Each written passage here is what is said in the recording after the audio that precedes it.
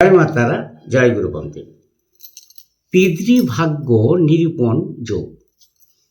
যদি কোনো জাতকের বৃহস্পতি দৃষ্ট ভাগ্যপতি গ্রহ কেন্দ্রে অবস্থান করে, তখন সেই জাতকের পিতা রাজা বা রাজতুল্য, ভাগ্যশালী এবং বাহনযুক্ত হয়।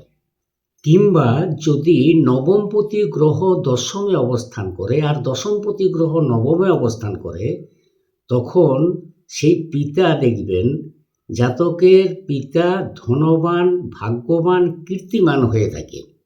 কিংবা যদি দেখা যায় ভাগ্যপতি গ্রহ অর্থাৎ নবমপতি গ্রহ ধনস্থানে আর ধনপতি গ্রহ ভাগ্যস্থানে অবস্থান করে, তখন 32 বছর পর ভাগ্যবান ও কীর্তিমান হয়ে থাকে। তোমাদের পাশে আছি, সকলে ভালো থেকো। আমার ভিডিও ভালো লাগলে পাশে থেকো। রাধা রাধা।